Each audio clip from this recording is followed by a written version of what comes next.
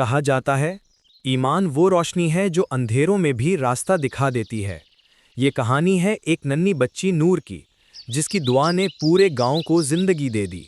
چھوٹے سے گاؤں میں ایک خوبصورت سا گھر تھا، مٹی کی دیواریں، چھت پر گھاس اور سامنے ایک بڑا نیم کا درخت۔ صبح کی پہلی کرنیں زمین پر پڑتی تھی، پرندے چہچہا رہے تھے اور گاؤں میں ہلکی دھند چھائی ہوئی تھی۔ رحمت علی ایک نوجوان محنتی کسان کھیتوں کی طرف نکلے۔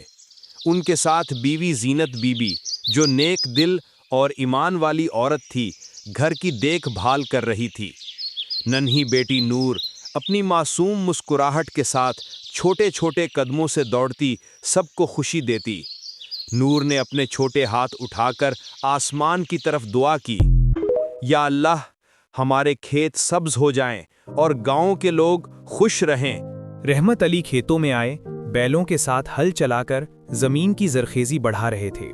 کھیت کی مٹی خوشبو سے مہک رہی تھی اور ہوا میں نم زمزم کا احساس تھا۔ نور بیٹی باپ کے پاس آ کر پوچھتی، ابو، میں بھی کھیتوں میں مدد کر سکتی ہوں؟ رحمت مسکرا کر بولے، ہاں بیٹی، چھوٹے چھوٹے کام بھی بڑا اثر ڈال سکتے ہیں۔ زینت بی بی پانی اور کھانے کے برتن لے کر کھیت میں پہنچی۔ گاؤں کے لوگ بھی ایک دوسرے کی مدد کرتے، خوشیاں بانٹتے۔ ایک بزرگ نے کہا، ایمان، دعا اور محنت سب سے بڑی طاقت ہیں۔ اس سال گاؤں میں بارش کم ہوئی تھی، کھیت خشک ہو گئے، مٹی پھٹنے لگی اور گاؤں والے پریشان تھے۔ نور نے چھوٹے دل سے دعا کی، یا اللہ، ہمارے کھیتوں میں پانی دے دے۔ رحمت علی نے بھی دعا کی، زینت بی بی نے قرآن کی آیات پڑھی اور گاؤں والے اکٹھے ہو کے دعا کرنے لگے۔ کچھ دن بعد آسمان پر بادل چھا گئے، پہلا قطرہ زمین پر گرا، پھر بارش شروع ہو گئی۔ گاؤں کے لوگ خوشی سے دوڑ پڑے، بچے کھیلنے لگے اور سب نے اللہ کا شکر ادا کیا۔ نور نے چھوٹے ہاتھ آسمان کی طرف اٹھا کر کہا، اللہ ہمارے ساتھ ہے۔ رحمت علی کھیت میں پانی کے بہتے دھارے کو دیکھ کر خوش ہوئے۔ زینت بی بی نے کھیت کے کنارے بیلوں اور جانوروں کے لیے پانی کا انتظام کیا۔ گاؤں والے سبز کھیتوں اور خوشیوں میں شامل ہوئے۔ بارش کے بعد گاؤں کے لوگ خوشی کا جشن منانے لگے۔ ہر گھر میں مسکراہٹ، محبت اور امید کا ماحول تھا۔